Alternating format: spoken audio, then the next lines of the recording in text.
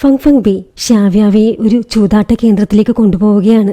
ഷാവ്യാവയ്ക്കാണെങ്കിൽ അവന്റെ കൂട്ട് ഇഷ്ടമായി തുടങ്ങിയിട്ടുണ്ട്. അവർ അകത്തു കടന്നു. അവിടെ അടിമകൾ തമ്മിലുള്ള മല്ലയുദ്ധമാണ് നടക്കുന്നത്. ആ അടിമകളിൽ ഒരാൾ മരിക്കുന്നതുവരെ മൽപ്പിടുത്തം തുടരും. ചുറ്റുമുള്ള കാണികൾ അതിൽ ആര് ജയിക്കുമെന്ന് ബെറ്റുവെക്കുകയാണ്. ഈ അടിമകൾ മല്ലയുദ്ധം നടത്തുന്നത് അവരുടെ സ്വന്തം ഇഷ്ടപ്രകാരമല്ല. ആ ചൂതാട്ട കേന്ദ്രത്തിന്റെ ഉടമ അവരെ കൊണ്ടത് ചെയ്യിക്കുകയാണ്. അവസാനം ആ അടിമകളിൽ ഒരാൾ മരിച്ചു. എന്നാൽ ജയിച്ചവന്റെ കാര്യവും കഷ്ടമാണ്. അവന്റെ ദേഹമാസകലം മുറിവുകളുണ്ട്. അവൻ ഒരു ദിവസം മരിക്കുന്നതുവരെ ആ ചൂതാട്ട കേന്ദ്രത്തിന്റെ ഉടമകൾ അവനെ കൊണ്ട് മല്ലയുദ്ധം ചെയ്യിച്ചുകൊണ്ടേയിരിക്കും. അവനൊരു മൂലയിലിരിക്കുകയാണ്. ഈ സ്ഥലത്തു നിന്നും രക്ഷപ്പെടാമെന്ന പ്രതീക്ഷ ഇനി അവനിലില്ല എന്ന് അവന്റെ കണ്ണുകൾ കണ്ടാലറിയാം. അതുകണ്ട് ഷാവ്യാവ് പറഞ്ഞു, അവനിനി ജീവിതത്തിൽ ഒരു പ്രതീക്ഷയുമില്ല. അതുകൊണ്ട് അവനിനി ഒരുപാട് കാലം ജീവിച്ചിരിക്കില്ല. ഒരു കാര്യം ചെയ്യാം, നമുക്കൊരു ബെറ്റ് വെക്കാം. നമ്മളിൽ ആർക്കാണ് അവനിൽ പ്രതീക്ഷ ഉണർത്താൻ കഴിയുന്നത് എന്ന് നോക്കിയാലോ? ശരി എന്ന് ഫങ് ഫങ് ബി പറഞ്ഞു. അവർ അടിമയുടെ അടുത്തെത്തി. അവരെ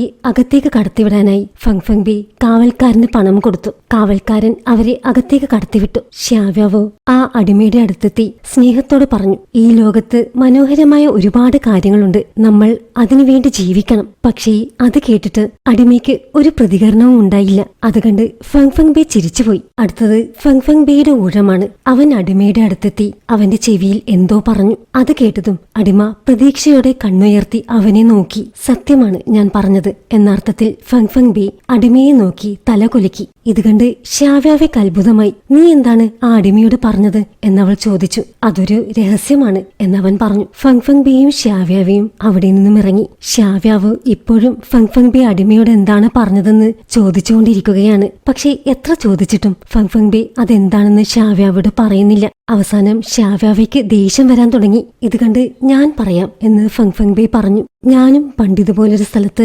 അടിമയായിരുന്നു. എന്നിട്ടും ഞാൻ അതിനെ അതിജീവിച്ചു എന്നാണ് ഞാൻ അവനോട് പറഞ്ഞത്. പിന്നെ നീ പറഞ്ഞാലുടനെ അവൻ വിശ്വസിക്കാൻ പോവല്ലേ എന്നവൾ ചോദിച്ചു. എന്നാൽ അവൻ വിശ്വസിച്ചു. കാരണം ഞാൻ അവനോട് സംസാരിച്ചത് അടിമകളുടെ ഭാഷയിലാണ്. അടിമകൾക്ക് മാത്രമേ ആ ഭാഷ അറിയൂ. ഇത് കേട്ട് നീ ശരിക്കും ആരാണ് എന്ന് ചോദിച്ചുകൊണ്ട് ഷാവ്യാവ് അവന്റെ നെഞ്ചിൽ കൈവച്ചു. നോക്കിയപ്പോൾ അവന്റെയും അവളുടെയും ഹൃദയം ഒരുപോലെയാണ് മിടിക്കുന്നത്. ആ സമയത്താണ് തുഷാൻജിങ് കുതിരവണ്ടിയിൽ അവിടെ എത്തുന്നത്. കഴിഞ്ഞ ദിവസം ഷാവ്യാവയെക്കുറിച്ച് അവന്റെ ചാരൻ അവന് വിവരം കൊടുത്തിരുന്നല്ലോ. അതറിഞ്ഞാണ് തുഷാൻജിങ് ഇവിടേക്ക് പുറപ്പെട്ടത്. ആ കുതിരവണ്ടിയിൽ അവന്റെ ഒപ്പം ഫങ് ഫങ് ഈങ്ങുമുണ്ട്. തുഷാൻജിങ്ങും ഈങ്ങും അവരെ കണ്ടു. ചേട്ടനെ കണ്ട ഉടനെ ഈങ് കുതിരവണ്ടി നിർത്താൻ പറഞ്ഞു. എന്നിട്ട് ഫങ് ഫങ് ബിയുടെ അടുത്തെത്തി. പിറകെ തുഷാൻജിങ്ങും അവരുടെ അടുത്തെത്തി. തുഷാൻജിങ്ങിനെ കണ്ട് ഫങ് ഫങ് ബി ചോദിച്ചു, ഇതല്ലേ എന്റെ ഭാവി അളിയൻ? കണ്ടുമുട്ടിയതിൽ സന്തോഷം. ഇതെന്റെ ചേട്ടനാണ് എന്ന് ഈങ്ങും ഫങ് ഫങ് ബിയെ തുഷാൻജിങ്ങിനെ പരിചയപ്പെടുത്തി കൊടുത്തു. തുഷാൻജിങ് ഇതുവരെ ഷാങ്ലിവിനെ മുഖം മൂടിയില്ലാതെ കണ്ടിട്ടില്ലല്ലോ. ചേട്ടൻ എവിടെയാണ് തങ്ങുന്നത്? ഇവിടെ തുഷാൻ കുടുംബത്തിന് ഒരു വീടുണ്ട്. വേണമെങ്കിൽ ചേട്ടൻ ഇന്ന് ഞങ്ങളോടൊപ്പം അവിടേക്ക് വരാം എന്ന് ഈങ് അവനോട് പറഞ്ഞു. ഇല്ല, എനിക്ക് ഷാവ്യാവയെ തിരിച്ചു കൊണ്ടുചെന്ന് ആക്കണം. അതുകൊണ്ട് ഞാൻ ഇന്ന് വരുന്നില്ല എന്ന് ഫങ് ഫങ് ബി പറഞ്ഞു. വേണമെങ്കിൽ രാജകുമാരിയെ എന്റെ കുതിരവണ്ടിയിൽ കൊണ്ടുചെന്നാക്കാം എന്ന് അത് കേട്ട് തുഷാൻജിങ് പറഞ്ഞു. ഷാവ്യാവാണെങ്കിൽ നല്ല കലിപ്പിൽ നിൽക്കുകയാണ്. അവൾക്കിപ്പോൾ തുഷാൻജിങ് പ്ലമ്മിന്റെ വൈൻ അയക്കാറില്ലല്ലോ. അത് മാത്രമല്ല, എന്നിട്ടിപ്പോൾ ഈങ്ങിനെയും കൂട്ടി അവളുടെ മുന്നിൽ വന്നു നിൽക്കുന്നു. വേണ്ട, ഞാനും ബേയും കുറെ നേരമായി ചൂതാട്ട കേന്ദ്രത്തിലിരിക്കുന്നു. എനിക്ക് കുറച്ച് നടക്കണം, പോവാം എന്ന് പറഞ്ഞ് അവൾ ഫങ് ഫങ് ബേയെയും കൂട്ടി അവിടെ നിന്നും പോയി. അടുത്ത ദിവസം രാവിലെ തുഷാൻജിങ് സംശിവാന്റെ വീട്ടിലെത്തി. ഷാവ്യാവയെ കാണാനാണ് രാവിലെ തന്നെ അവൻ അവിടേക്ക് വന്നിരിക്കുന്നത്. പക്ഷേ ഷാവ്യാവ് അവിടെ ഇല്ലായിരുന്നു. എനിക്ക് അവളെ ഒന്ന് കാണണം. ഞാൻ വന്ന കാര്യം അവളോടൊന്ന് പറയാമോ എന്ന് തുഷാൻജിങ് സംശിവാനോട് ചോദിച്ചു. ആ സമയത്താണ് പ്രതീക്ഷിക്കാതെ നിയാൻ അവിടേക്ക് എത്തുന്നത്. നിയാനെ കണ്ട് ഞാൻ പിന്നീട് വരാം എന്ന് പറഞ്ഞ് തുഷാൻജിങ് അവിടെ നിന്നും ഇറങ്ങി. നിയാൻ കഴിഞ്ഞ ദിവസം ആരും അറിയാതെ ഹാവ്ലിംഗ് കൊട്ടാരത്തിൽ നിന്ന് ഇറങ്ങിയതാണ്. ആരും അറിഞ്ഞില്ല എന്നാണ് നിയാൻ കരുതുന്നത്. എന്നാൽ നിയാൻ പോകുന്നത് ഹാവ്ലിംഗ് രാജാവും റൂഷവും കണ്ടിരുന്നു. അവൾ പോകുന്നത് സംശിവാന്റെയും ഷാവ്യാവയുടെയും അടുത്തേക്കാണെന്ന് അവർക്കറിയാം. അതുകൊണ്ട് ഹാവ്ലിംഗ് രാജാവ് കണ്ണടച്ചതാണ്. കുറച്ചു ദിവസങ്ങൾ കഴിഞ്ഞു. ഷിയാനിലെ ജലഗതാഗതത്തിന്റെ അധികാരികൾ അവിടുത്തെ നദികളിലൂടെയുള്ള ചരക്ക് നീക്കം തടഞ്ഞു വെച്ചിരിക്കുകയാണ്. ഹൂഹെ കുടുംബമാണ് കാലാകാലമായി ഇത് നിയന്ത്രിക്കുന്നത്. അവർ ഷിയാൻ സൈന്യത്തിന് കൊടുത്ത സംഭാവനകൾ കണക്കിലെടുത്താണ് ഷിയാൻ രാജാവ് അവർക്ക് അധികാരം കൊടുത്തത്. എന്നാൽ ഇപ്പോൾ ചരക്ക് നീക്കം തടഞ്ഞു വെച്ചിരിക്കുന്നതുകൊണ്ട് വ്യാപാരികൾക്ക് വലിയ നഷ്ടമാണ് അവിടെ ഉണ്ടാവുന്നത്. സംശുവാനാണ് ഇപ്പോൾ ജലഗതാഗതത്തിന്റെ മന്ത്രി. അതുകൊണ്ട് അതിനെക്കുറിച്ച് അന്വേഷിക്കാൻ സംശുവാൻ അവിടെ എത്തി. പക്ഷേ സംശുവാൻ ചോദിക്കുന്ന ചോദ്യങ്ങൾക്കൊന്നും അവിടെയുള്ള വേലക്കാർ പോലും ശരിക്കുള്ള ഉത്തരങ്ങൾ കൊടുക്കുന്നുണ്ടായിരുന്നില്ല. ഒരു മന്ത്രി എന്ന ബഹുമാനം പോലും അവരവന് കൊടുക്കുന്നില്ല. ഈ സമയത്താണ് തുഷാൻജിങ് അവിടെ എത്തുന്നത്. അവൻ അവിടുത്തെ സേവകരോട് പറഞ്ഞു, ഈ കപ്പലിലുള്ളതെല്ലാം തുഷാൻ കുടുംബത്തിന് വിൽക്കാനുള്ളതാണ്. അതാണ് നിങ്ങൾ തടഞ്ഞു വെച്ചിരിക്കുന്നത്. ഇത് കേട്ട ഉടനെ സേവകൻ പറഞ്ഞു, ക്ഷമിക്കണം, ഞാൻ ഇപ്പോൾ തന്നെ വേണ്ടത് ചെയ്യാം. അവരുടനെ തന്നെ കപ്പലുകൾ പോവാനുള്ള ഏർപ്പാടുകൾ ചെയ്യാൻ തുടങ്ങി. തുഷാൻ കുടുംബം ആ നാട്ടിലെ ഏറ്റവും വലിയ കച്ചവടക്കാരാണല്ലോ. അതുകൊണ്ട് അവരെ ആർക്കും അവഗണിക്കാനാവില്ല. ഇത് കണ്ട് സംശുവാൻ തുഷാൻജിങ്ങിനോട് നന്ദി പറഞ്ഞു. ഇതെല്ലാം അവന്റെ ചെറിയച്ഛന്മാർ അവനു വേണ്ടി ഒരുക്കിയ കെണിയാണെന്ന് സംശുവാൻ അറിയാം. ചരക്ക് നീക്കം മുടങ്ങിയാൽ കുടുംബങ്ങൾ പട്ടിണിയാവും. അപ്പോൾ സംശുവാനെ കഴിവില്ലാത്തൊരാളായി ചിത്രീകരിക്കാൻ കഴിയും. അതല്ല, സംശുവാൻ അതിനെ എതിർത്താലോ രാജ്യത്തിനെതിരെ തിരിഞ്ഞവനെന്ന് മുദ്ര കുത്താൻ കഴിയും. ഈ ചെറിയച്ഛന്മാരെ എതിർക്കണമെങ്കിൽ തുഷാൻജിങ്ങിന്റെ പിന്തുണ കൂടിയേ തീരൂ എന്ന് അതോടെ അവന് മനസ്സിലായി. അടുത്ത ദിവസം രാവിലെ സംശുവാൻ ശ്യാവ്യാവയുടെ അടുത്തെത്തി. നീ ഇപ്പോൾ തുഷാൻജിങ്ങിനെ കാണാറേയില്ലേ എന്ന് അവൻ അവളോട് ചോദിച്ചു. എന്താ, അവൻ എന്നെ കാണണമെന്ന് പറഞ്ഞിട്ടുണ്ടോ എന്ന് അത് കേട്ട് അവൾ അവനോട് ചോദിച്ചു. ഉണ്ട്, അതുമാത്രമല്ല, എനിക്കിപ്പോൾ അവന്റെ പിന്തുണ വളരെ അത്യാവശ്യമാണ്. അതുകൊണ്ട് നീ ഒന്ന് അവനെ കാണാൻ പോകുമോ? പിന്നെന്താ, ചേട്ടൻ പറഞ്ഞില്ലെങ്കിലും ഞാൻ അവനെ കാണാനിരിക്കുകയായിരുന്നു എന്ന് ശ്യാവ്യാവോ പറഞ്ഞു. ശ്യാവ്യാവോ കള്ളം പറയുകയാണെന്ന് സംശുവാൻ അറിയാം. അവൾക്ക് തുഷാൻജിങ് പ്ലം വൈൻ അയക്കുന്നത് നിർത്തിയത് അവനും ശ്രദ്ധിച്ചിരുന്നു. നീ നിന്റെ ദേഷ്യം അടക്കി വെച്ച് അവനോട് സംസാരിക്കണമെന്ന് പറയുന്നതിൽ എനിക്ക് നല്ല വിഷമമുണ്ട്. എനിക്കതിന് ബുദ്ധിമുട്ടൊന്നുമില്ല. അങ്ങനെ ചെയ്താണ് ഞാൻ പണ്ട് 9 വാലുകളുള്ള കുറുക്കന്റെ കയ്യിൽ നിന്ന് രക്ഷപ്പെട്ടത്. എന്നിട്ടവൾ അവിടെ നിന്നും നേരെ അമ്പെയ്ത്ത് പഠിക്കാനായി ഫെങ്ഫെങ് ബേയുടെ അടുത്തെത്തി. അന്ന് വൈകിട്ട് തുഷാൻജിങ് വീണ്ടും ശ്യാവ്യാവയെ കാണാനെത്തി. നോക്കിയപ്പോൾ അവിടുത്തെ പ്രധാന മുറിയിൽ ഫെങ്ഫെങ് ബേ ഇരിക്കുന്നുണ്ട്. ശ്യാവ്യാവോ അകത്ത് വിശ്രമിക്കുകയായിരുന്നു. തുഷാൻജിങ്ങിന്റെ ശബ്ദം കേട്ട് അവളുടനെ പുറത്തേക്ക് വന്നു. എന്നിട്ടവൾ തുഷാൻജിങ്ങിനോട് പറഞ്ഞു, ഷുവാൻ ചേട്ടൻ മുത്തശ്ശിന്റെ അടുത്താണുള്ളത്. വേണമെങ്കിൽ ഞാൻ ചേട്ടനെ ആളെ അയച്ച് ഇങ്ങോട്ട് വരുത്താം. അതല്ല, നിനക്ക് സമയമുണ്ടെങ്കിൽ ചേട്ടൻ വരുന്നത് വരെ ഇവിടെ കാത്തിരിക്കാം. എനിക്ക് കുറച്ച് കാര്യങ്ങൾ ചെയ്യാനുണ്ട്. ഞാൻ ഫെങ്ഫെങ് ബേയോടൊപ്പം പുറത്തേക്ക് പോവുകയാണ് എന്ന് പറഞ്ഞ് ഫെങ്ഫെങ് ബേയെയും കൂട്ടി അവൾ പുറത്തേക്ക് പോയി. അവർ പോകുന്നത് കണ്ട് തുഷാൻജിങ് വിഷമിച്ചു നിന്നു. പക്ഷേ പുറത്തെത്തി കഴിഞ്ഞപ്പോഴാണ് സംശുവാൻ ഇപ്പോൾ തുഷാൻജിങ്ങിന്റെ സഹായം ആവശ്യമുണ്ട് എന്നവൾ ഓർത്തത്. അവൾ ഫെങ്ഫെങ് ബേയോട് പറഞ്ഞു, ഞാൻ ഇപ്പോഴാണ് ഒരു കാര്യം ഓർത്തത്. എനിക്ക് കുറച്ച് കാര്യങ്ങൾ ചെയ്യാനുണ്ട്. എന്നോട് സംശുവാൻ ചേട്ടൻ ചില കാര്യങ്ങൾ ചെയ്യാൻ പറഞ്ഞിരുന്നു. നമുക്ക് മറ്റൊരു ദിവസം കണ്ടാലോ? ഇത് കേട്ടതും ഫെങ്ഫെങ് ബേയുടെ മുഖം മാറി. ഒരു നിമിഷത്തേക്ക് അവനെ കണ്ടാൽ ഷാങ്ലുവിനെ പോലുണ്ട്. പെട്ടെന്നത് മറച്ചുപിടിച്ച് അവൻ പറഞ്ഞു, സാരമില്ല, നമുക്ക് പിന്നീടൊരിക്കൽ പോവാം. അതും പറഞ്ഞ് അവൻ അവിടെ നിന്നും പോയി. ശ്യാവ്യാവ തിരിച്ച് തുഷാൻജിങ്ങിനടുത്തേക്ക് വന്നു. ശ്യാവ്യാവയെ കണ്ട് അവന് വളരെ സന്തോഷമായി. അവൻ ശ്യാവ്യാവയ്ക്കായി ഒരു സമ്മാനം കൊണ്ടുവന്നിട്ടുണ്ട്. ഒരു പ്രത്യേകതരം രത്നം പതിപ്പിച്ചിട്ടുള്ള ഒരു മാലയാണത്. ആ രത്നം അവളെ വെള്ളത്തിനടിയിൽ കുറച്ചുനേരം ശ്വസിക്കാൻ സഹായിക്കും. ഞാനിത് 2 രാത്രിയും ഒരു പകലും വെള്ളത്തിനടിയിൽ മുങ്ങിക്കിടന്ന് പരീക്ഷിച്ചതാണ്. എനിക്ക് ആത്മീയ ശക്തി ഉള്ളതുകൊണ്ടാണ് അത്രയും നേരം വെള്ളത്തിനടിയിൽ ഇത് പരീക്ഷിക്കാൻ കഴിഞ്ഞത്. നിനക്കിത് ഒരു 10 മണിക്കൂർ നേരത്തേക്കെങ്കിലും ഉപയോഗിക്കാൻ കഴിയും. അവൾക്ക് വേണ്ടി അവൻ ഇതെല്ലാം ചെയ്തത് കണ്ട് അവളുടെ ദേഷ്യം ഒന്ന് തണുത്തു. എന്നാലും അവൾ ചോദിച്ചു, ഇത് നിന്റെ പ്ലം വൈൻ പോലെ കുറച്ചു കഴിഞ്ഞ് അപ്രത്യക്ഷമാവുമോ? അത് കേട്ട് അവൻ പറഞ്ഞു, എന്റെ കൂടെയുള്ള ആരോ എന്നെ ചതിക്കാൻ ശ്രമിക്കുന്നുണ്ട്. അതുകൊണ്ട് നിനക്കത് അയച്ചാൽ നിനക്ക് അപകടം വരുമോ എന്ന് പേടിച്ചാണ് ഞാനത് അയക്കുന്നത് നിർത്തിയത്. അത് മാത്രമല്ല, കഴിഞ്ഞ തവണ ഞാൻ നിന്നെ ശ്വാസം മുട്ടിക്കുകയാണെന്നല്ലേ നീ പറഞ്ഞത്? എന്നാ പിന്നെ നീ എന്തിനാണ് ഇങ്ങോട്ട് വന്നത്? അതും ഫെങ്ഫെങ് യീങ്ങിന്റെ കൂടെ. നീ ഈ വിവാഹത്തിൽ നിന്നും പിന്മാറുന്നില്ലേ എന്നവൾ ചോദിച്ചു. ഞാൻ മുത്തശ്ശിയോട് അക്കാര്യം സംസാരിച്ചു. ഫെങ്ഫെങ് യീങ് ഇത്രയും കാലം മുത്തശ്ശിയോടൊപ്പം ഉണ്ടായിരുന്നതല്ലേ, അതുകൊണ്ട് പെട്ടെന്നൊന്നും ചെയ്യണ്ട എന്ന് മുത്തശ്ശിയാണ് പറഞ്ഞത്. ഞാനും യീങ്ങും സഹോദരന്മാരെ പോലെ കഴിയണമെന്നാണ് മുത്തശ്ശിയുടെ ഇപ്പോഴത്തെ ആഗ്രഹം. അതുകൊണ്ടാണ് അവൾ എന്നോടൊപ്പം വന്നത്. ഒരു പറ്റിയ സമയം നോക്കി ഫെങ്ഫെങ് കുടുംബത്തോട് ഈ കാര്യങ്ങളെല്ലാം പറയാമെന്ന് മുത്തശ്ശി എനിക്ക് ഉറപ്പ് തന്നിട്ടുണ്ട്. അങ്ങനെയാണെങ്കിൽ ഞാൻ നിന്റെ സമ്മാനം സ്വീകരിക്കാം. എന്നാലും ഞാനിപ്പോൾ വന്നിരിക്കുന്നത് നിനക്ക് വേണ്ടിയല്ല, സംശുവാൻ ചേട്ടന് വേണ്ടിയാണ് എന്നവൾ തുറന്നു പറഞ്ഞു. ഞാൻ നിനക്ക് പണ്ട് ചിങ്ഷയിൽ വെച്ച് തന്നെ വാക്ക് തന്നതല്ലേ സംശുവാനെ സഹായിക്കുമെന്ന്. ഞാൻ ആ വാക്ക് പാലിക്കും എന്നവൻ പറഞ്ഞു.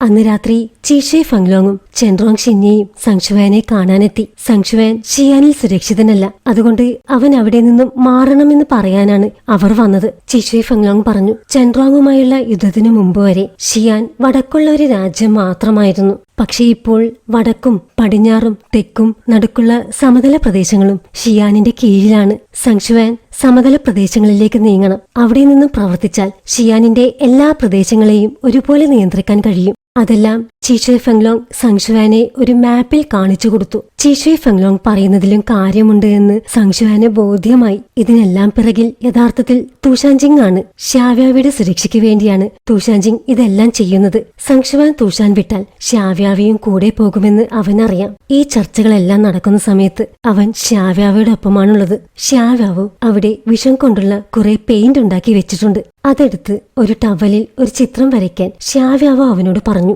അവനത് ചെയ്തു. പക്ഷേ അതിനിടയിൽ അതിൽ കുറച്ച് പെയിന്റ് അവന്റെ കയ്യിലായി. ഉടനെ അതിൽ നിന്നും വിഷമേറ്റ് തൂഷാൻജിങ് ഷ്യാവ്യാവയുടെ മുകളിലേക്ക് വീണു. അവൻ അവളെ ചുംബിച്ചു. അത് കഴിഞ്ഞ് അവൻ മറിഞ്ഞു വീണു. ഉടനെ ഷ്യാവ്യാവ് അവന് മറുമരുന്ന് കൊടുത്തു. എന്നിട്ട് അവനെ ചേർത്ത് പിടിച്ചുകൊണ്ട് പറഞ്ഞു, നീ തിരിച്ചു പോകുമ്പോൾ ഈ ടവൽ നിന്റെ കയ്യിൽ വെക്കണം. നീ ഇത് സൂക്ഷിച്ചു വെക്കുന്നത് കണ്ടാൽ ആ ആൾ ഇതെന്തായാലും എടുത്തു നോക്കും. അങ്ങനെ നിനക്ക് നിന്നെ ചതിക്കാൻ ശ്രമിക്കുന്നയാളെ പിടിക്കാം എന്നവൾ പറഞ്ഞു. അടുത്ത ദിവസം സങ്ഷുവാൻ ഷിയാനിന്റെ മാപ്പ് നോക്കി നിൽക്കുകയാണ്. ആ സമയത്താണ് ഷ്യാവ്യാവ് അവിടേക്ക് വരുന്നത്. എന്താണ് ഇതും നോക്കി നിൽക്കുന്നത്? സങ്ഷുവാനോട് ഷിയാനിൽ നിന്നും മാറാൻ ഉപദേശിച്ച കാര്യമെല്ലാം തൂഷാൻജിങ് തലേ ദിവസം ഷ്യാവ്യാവയോട് പറഞ്ഞിരുന്നു. സങ്ഷുവാൻ പറഞ്ഞു, ഈ പട്ടണത്തിലേക്ക് വരാൻ വളരെ ബുദ്ധിമുട്ടായിരുന്നു. പക്ഷേ ഇപ്പോൾ ഇവിടെ നിന്നും പോകാനാണ് അതിലും ബുദ്ധിമുട്ട്. ഞാനിപ്പോൾ ഒരു കൂട്ടിൽ പെട്ടതുപോലെയായി. സങ്ഷുവാൻ പെട്ടെന്ന് ഷിയാൻ വിട്ടാൽ അവന്റെ ചെറിയച്ചന്മാർക്ക് സംശയമാവും. അത് കേട്ട് ഷ്യാവ്യാവ് പറഞ്ഞു, കൂട്ടിൽ കിടന്ന് എനിക്ക് നല്ല പരിചയമുണ്ട്. അതുകൊണ്ട് തന്നെ അതിൽ നിന്ന് രക്ഷപ്പെടുന്നത് എങ്ങനെയെന്നും എനിക്കറിയാം. ഒന്നുകിൽ നമ്മളെ കൂട്ടിലാക്കിയവരെ നമ്മൾ എതിരിടണം. അതിന് കഴിഞ്ഞില്ലെങ്കിൽ നമ്മുടെ ബലഹീനതകൾ അവരെ കാണിക്കണം. അടുത്ത ദിവസം മുതൽ സങ്ഷുവാൻ ഒരു വിഷാദ രോഗിയെപ്പോലെ അഭിനയിക്കാൻ തുടങ്ങി. അതവന്റെ ചെറിയച്ചന്മാരുടെ ശ്രദ്ധയിലും പെട്ടു. ഇവൻ ഇവിടെ എന്തൊക്കെയോ ചെയ്യുന്നുണ്ടെന്ന് കാണിക്കാൻ ശ്രമിക്കുകയാണ്. പക്ഷേ ഓരോ തവണയും അവൻ വലിയ കുടുംബങ്ങളെ പിണക്കുകയാണ്. മുന്നും പിന്നും നോക്കാതെയാണ് അവൻ പെരുമാറുന്നത്. അതെങ്ങനെ? അച്ഛനും അമ്മയും ഇല്ലാതെ മറ്റാരുടെയോ അടുത്ത് വളർന്ന കുട്ടിയല്ലേ. അവനെയാണെങ്കിൽ ആരും കൂടെ കൂട്ടുന്നുമില്ല. അത് കാരണം അവന് നല്ല വിഷമമുണ്ട്. നമുക്കൊരു കാര്യം ചെയ്യാം, നമ്മുടെ മക്കളോട് ഇവനെ ഒരിടത്തേക്ക് കൊണ്ടുപോകാൻ പറയാം. അങ്ങനെ ഷിയാന്റെ രാജകുമാരന്മാരായ ഏലിയാങ്ങും ഷീരനും ചേർന്ന് സങ്ഷുവാനെ ഒരിടത്തേക്ക് കൊണ്ടുപോയി. അവിടുത്തെ ക്യാബറ നടക്കുന്ന സ്ഥലത്തേക്ക്. സങ്ഷുവാൻ ഇവിടെ നേരത്തെ പരിചയമുണ്ടെന്ന് അവർക്കറിയില്ലല്ലോ. സങ്ഷുവാനെ ആനന്ദിപ്പിക്കാനായി അവിടുത്തെ ഒരു പെണ്ണ് വന്ന് നൃത്തം ചെയ്യാൻ തുടങ്ങി. അത് സങ്ഷുവാന്റെ ചാരയായ ജിൻഷുവാനാണ്. എന്നാലും അവർ തമ്മിൽ പരിചയമുണ്ടെന്ന് അവർ ഭാവിച്ചില്ല. അവൾ സങ്ഷുവാനെ മദ്യം കഴിപ്പിച്ചു. സങ്ഷുവാനും അവളെ കണ്ട് മതിമറന്നതുപോലെ ഇരിക്കുകയാണ്. കാര്യങ്ങൾ അവർ വിചാരിക്കുന്നത് പോലെ നടക്കുന്നുണ്ടെന്ന് ഏലിയാങ്ങിനും ഷീറനും തോന്നി. ഇതേസമയം രാത്രിയിൽ ആരോ തൂഷാൻജിങ്ങിന്റെ മുറി പരിശോധിക്കുകയാണ്. അവസാനം അവർ അന്വേഷിച്ച സാധനം കണ്ടെത്തി. തൂഷാൻജിങ്ങിന്റെ കയ്യിലുണ്ടായിരുന്ന ടവല്. അത് കയ്യിലെടുത്ത് പരിശോധിച്ചതും അവർ ബോധം കെട്ട് വീണു. അത് തൂഷാൻജിങ്ങിന്റെ വേലക്കാരി ലാൻഷിയാങ് ആയിരുന്നു. ബോധം വന്നപ്പോൾ ലാൻഷിയാങ്ങിന് അവൾ പിടിക്കപ്പെട്ടുവെന്ന് മനസ്സിലായി. തൂഷാൻജിങ് പറഞ്ഞു, ഒറ്റക്കാര്യം മാത്രം എനിക്കറിഞ്ഞാൽ മതി. ആരാണോ നിന്നെ ഇത് ചെയ്യാൻ ഏൽപ്പിച്ചത് ആ വ്യക്തി പ്രവർത്തിക്കുന്നത് എനിക്കെതിരെയാണോ അതോ എന്റെ കുടുംബത്തിനെതിരെയാണോ? അങ്ങേക്കെതിരാണ് എന്നവൾ പറഞ്ഞു. ഇതിനെല്ലാം പിറകിൽ അവന്റെ ചേട്ടനാണെന്ന് തൂഷാൻജിങ്ങിന് അറിയാം. ലാൻഷിയാങ് ആണെങ്കിൽ വളരെ കാലമായി അവനോടൊപ്പമുണ്ട്. അതുകൊണ്ട് അവൻ പറഞ്ഞു, ഇനി നീ ഈ വീട്ടിൽ നിൽക്കരുത്. എത്രയും പെട്ടെന്ന് ഇവിടുന്ന് നിന്റെ നാട്ടിലേക്ക് തിരിച്ചുപോയിക്കോ. അവളെ വെറുതെ വിട്ടതിന് ആ സേവക അവനോട് നന്ദി പറഞ്ഞു. അതിനുശേഷം തൂഷാൻജിങ് വീണ്ടും ഷ്യാവ്യാവയ്ക്ക് പ്ലമ്മിന്റെ വൈനുകൾ അയക്കാൻ തുടങ്ങി.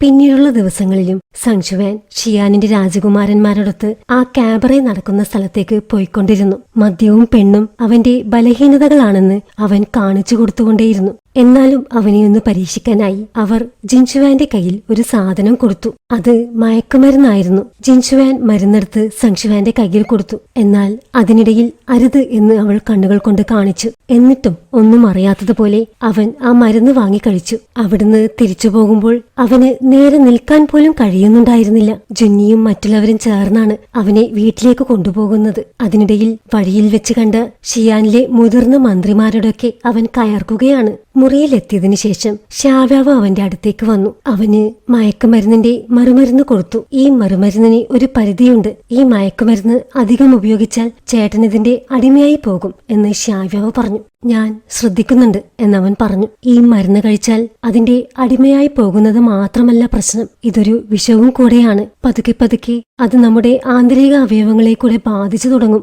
അതിന് നീയുണ്ടല്ലോ എന്ന് അവൻ പറഞ്ഞു. അന്ന് രാത്രി ഏലിയാങ്ങും ഷീറിനും ചേർന്ന് കുറെ പട്ടാളക്കാരെയും കൊണ്ട് സംശുവാന്റെ വീട്ടിലെത്തി. കൊട്ടാരത്തിൽ ഒരു കൊലയാളി കയറിയിട്ടുണ്ട്. ആ കൊലയാളി ഈ ഭാഗത്തേക്കാണ് വന്നത്. ആ കൊലയാളിയെ തിരിയാനാണ് അവർ വന്നിരിക്കുന്നത്. ഈ സമയം ശ്യാവ്യാവ് ഉറക്കത്തിൽ നിന്നും ഞെട്ടിയുണർന്നു. ആരോ ജനലിലൂടെ അവളുടെ മുറിയിലേക്ക് കടക്കുന്ന ശബ്ദം അവൾ കേട്ടു. നോക്കിയപ്പോൾ അത് ഫെങ് ഫെങ് ബേ ആണ്. അവന് നന്നായി മുറിവേറ്റിട്ടുണ്ട്. നിന്റെ പിറകെ ആരാണ് വരുന്നത് എന്ന് ഇത് കണ്ട് ശ്യാവ്യാവ് ചോദിച്ചു. ഷിയാനിന്റെ പട്ടാളക്കാർ എന്നവൻ പറഞ്ഞു. നിന്റെ കുടുംബം ഷിയാനിനോട് വിധേയത്വം പുലർത്തുന്നവരല്ലേ, പിന്നെന്തിനാണ് അവർ നിന്നെ പിടികൂടാൻ വരുന്നത്? അതിന് അവൻ മറുപടിയൊന്നും പറഞ്ഞില്ല. ഈ സമയത്ത് കുറെ പട്ടാളക്കാർ സംശുവാന്റെ മുറിയിലും എത്തി. നോക്കിയപ്പോൾ സംശുവാൻ ലഹരി മരുന്ന് കഴിച്ച് ഭ്രാന്തമായ അവസ്ഥയിലാണ് ഇരിക്കുന്നത്. അത് കണ്ട് ഏലിയാങ്ങും ഷീരനും പട്ടാളക്കാരെയും കൂട്ടി അവിടെ നിന്ന് തിരിച്ചുപോയി. ഈ സമയമായപ്പോഴേക്കും മുറിവുകൾ കാരണം ഫെങ് ഫെങ് ബേ വല്ലാതെ തളർന്നിരുന്നു. ശ്യാവ്യാവ് അവനെ അവളുടെ കട്ടിലിൽ കിടത്തി.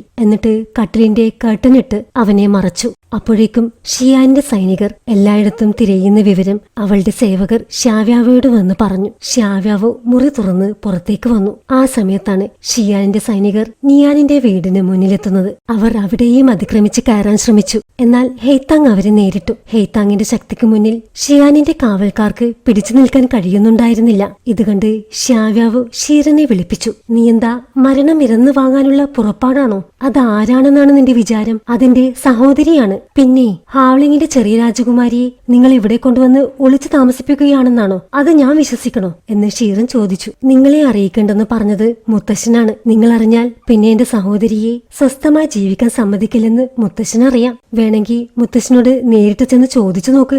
ഇത് കേട്ട് ഷീറന് പേടിയായി. അയ്യോ, ഞാൻ ആളറിയാതെ പെരുമാറിയതാണ് എന്ന് ഷീറൻ പറഞ്ഞു.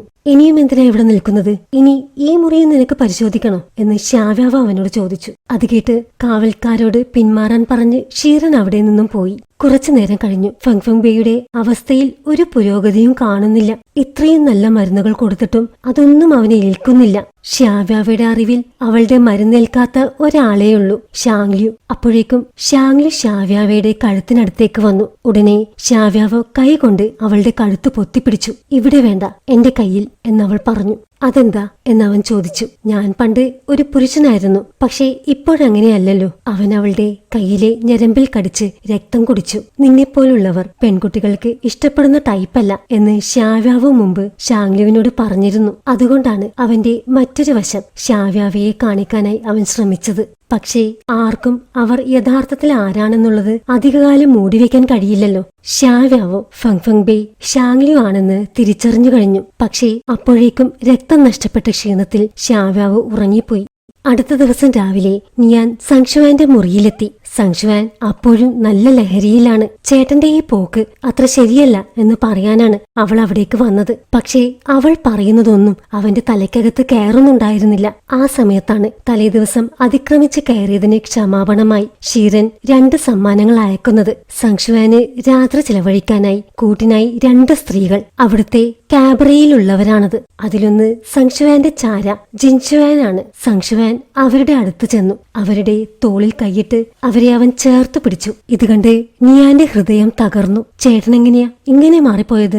ഞാൻ തിരിച്ച് ഹാവ്ലിങ്ങിലേക്ക് പോവുകയാണ്. ഇനി ഞാൻ ഒരിക്കലും ഇവിടേക്ക് തിരിച്ചു വരില്ല എന്ന് പറഞ്ഞ് അവൾ അവിടെ നിന്നും പോയി. അടുത്ത ദിവസം രാവിലെ ആയപ്പോഴേക്കും ഷാങ്ലി ശ്യാവ്യാവയുടെ മുറിയിൽ നിന്നും പോയി കഴിഞ്ഞിരുന്നു. കുറച്ചു കഴിഞ്ഞ് സംശുവാൻ ശ്യാവ്യാവയുടെ അടുത്തെത്തി. ഇന്നലെ രാത്രി ഇവിടെ എന്താണ് നടന്നത് എന്ന് ശ്യാവ്യാവ് സംശുവാനോട് ചോദിച്ചു. കൊട്ടാരത്തിൽ നിന്നും ഒരു മാപ്പ് മോഷണം പോയി. ചെൻറോങ്ങിന്റെ പടയാളികളിൽ ആരോ ആണ് അത് മോഷ്ടിച്ചത്. അത് മുത്തശ്ശൻ അറിയാതിരിക്കാനാണ് കൊലയാളി കയറിയിട്ടുണ്ടെന്നൊരു കഥ അവരുണ്ടാക്കിയത്. ഇത് കേട്ടപ്പോൾ ശ്യാവ്യാവയ്ക്ക് കാര്യങ്ങളെല്ലാം വ്യക്തമായി. ഷാങ്ലിയു ചെൻറോങ് പടയുടെ ഭാഗമാണല്ലോ. അവൾ സംശുവാനോട് പറഞ്ഞു, ചേട്ടൻ എനിക്ക് വേണ്ടി ഒരു സഹായം ചെയ്യണം. ഫെങ് ഫെങ് ബേയുടെ ചെറുപ്പം മുതലുള്ള കാര്യങ്ങളെല്ലാം ഒന്ന് അന്വേഷിക്കണം. അതെന്തിനാ? നിനക്ക് അവനോട് ഇഷ്ടം തോന്നി തുടങ്ങിയോ എന്ന് സംശുവാൻ അവളോട് ചോദിച്ചു. അതൊന്നുമല്ല, ഫെങ് ഫെങ് ബേക്ക് ഫെങ് ഫെങ് കുടുംബക്കാരുമായി ഒരു മുഖസാമ്യവുമില്ല. അതുകൊണ്ട് അവൻ അവിടെ തന്നെ ജനിച്ചു വളർന്നവനാണോ എന്ന് ഒന്ന് അന്വേഷിക്കണം. ശരി എന്ന് സംശുവാൻ പറഞ്ഞു. അത് കഴിഞ്ഞ് ശ്യാവ്യാവ് ചോദിച്ചു, ഇന്നലെ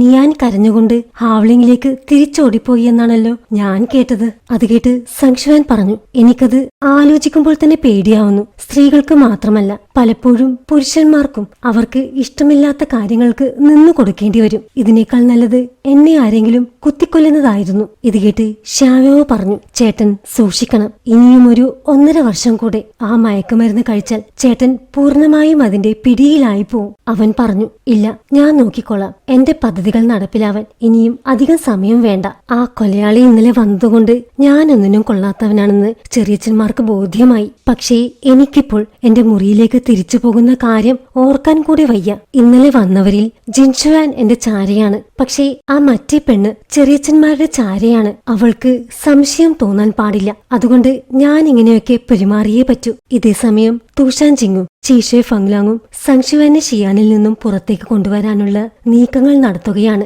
കുറച്ചു ദിവസങ്ങൾ കഴിഞ്ഞ് ഷിയാൻ രാജാവിന് ഒരു സന്ദേശമെത്തി. ചെൻറോങ് മല ക്ഷയിച്ചുകൊണ്ടിരിക്കുകയാണ്. അതുകൊണ്ട് അതിലെ ഒരു പഴയ കൊട്ടാരം തകർന്നുപോയി. അതിന് വേണ്ടത് ചെയ്ത് അതിനെ പഴയ പ്രൗഢിയിലേക്ക് കൊണ്ടുവരണം. ഷിയാൻ രാജാവ് അതിനുവേണ്ടി തിരഞ്ഞെടുത്തത് സങ്ഷുവാനെയാണ്. ചെൻറോങ് മലയിലെ കൊട്ടാരങ്ങളുടെ പുനർനിർമ്മാണത്തിനായി ഞാൻ സങ്ഷുവാനെ അവിടേക്ക് അയക്കുകയാണ് എന്ന് രാജാവ് പറഞ്ഞു. ഈ സമയം ഷ്യാവ്യാവ് അവളുടെ മരുന്നുശാലയിൽ വളരെ തിരക്കിലാണ്. സങ്ഷുവാന് കുറച്ചു നേരം പോലും ആ മയക്കുമരുന്നില്ലാതെ നിൽക്കാൻ വയ്യാത്ത അവസ്ഥയാണ്. സങ്ഷുവാനെ അതിന്റെ പിടിയിൽ നിന്നും മോചിപ്പിക്കണം. ഇനിയും വൈകിപ്പിച്ചുകൂടാ. അന്ന് രാത്രി തന്നെ രഹസ്യമായി അത് ചെയ്യാമെന്ന് ഷ്യാവ്യാവ് സങ്ഷുവാനോട് പറഞ്ഞു. അന്ന് രാത്രി സങ്ഷുവാൻ മയക്കുമരുന്ന് കഴിച്ചില്ല.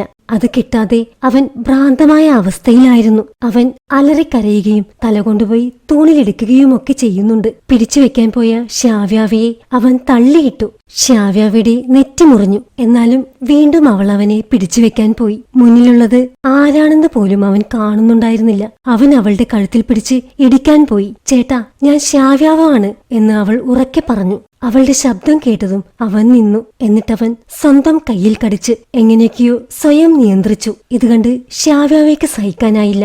അവൾ അവനെ കെട്ടിപ്പിടിച്ചു. എന്നിട്ട് ഒരു പാട്ട് പാടാൻ തുടങ്ങി. ചെറുപ്പത്തിൽ അമ്മ അവരെ ഉറക്കാനായി പാടിയ പാട്ട്. അങ്ങനെ ഒരു വിധത്തിൽ അവൾ സങ്ഷുവാനെ സമാധാനിപ്പിച്ചു. ലോസ്റ്റ് യു ഫോർ എവറിന്റെ ഈ ഭാഗം ഇവിടെ അവസാനിക്കുകയാണ്. കഥ ഇഷ്ടമായി എന്ന് വിശ്വസിക്കുന്നു. നിങ്ങളുടെ അഭിപ്രായങ്ങൾ തീർച്ചയായും കമന്റ് ചെയ്യൂ. ചാനൽ സബ്സ്ക്രൈബ് ചെയ്യൂ. അടുത്ത വീഡിയോയുമായി ഉടനെ വരാം. Thanks for watching.